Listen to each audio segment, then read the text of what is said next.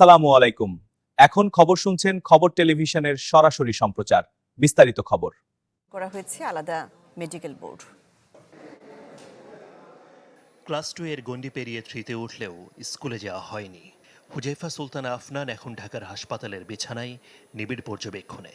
রোববার কক্সবাজারের টেকনাফে মিয়ানমার সীমান্তে আরাকান আর্মি ও রোহিঙ্গা সশস্ত্র গোষ্ঠীর সংঘর্ষের সময় মাথায় গুলি লাগে তার।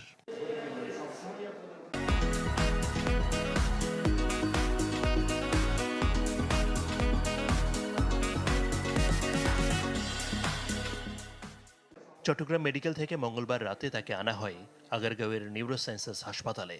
তবে জ্ঞান ফেরেনি এখনও, বের করা যায়নি গুলিটিও। এখনো পর্যন্ত সংকটাপন্ন খারাপ অবস্থায় আছেন। তবে সকাল থেকে এখানকার যিনি বড় বড় ডাক্তাররা আছেন এখানে এসে পর্যবেক্ষণ করছেন, ওনারা বোর্ড মিটিং করছেন, মানে ওনার ব্যাপারে আমাকে ডেকে বললেন ওনার অবস্থা তেমন ভালো না। মস্তিষ্কের ক্ষতি হওয়ায় মাথার সামনের অংশের খুলিটি সরিয়ে রাখা হয়েছে হুজাইফার। চিকিৎসকরা জানান সাধারণত মানুষের জ্ঞানের মাত্রা 15 হলেও তারটা নেমেছে 8-এ। পরিস্থিতির উন্নতি হলে করা যাবে অপারেশন।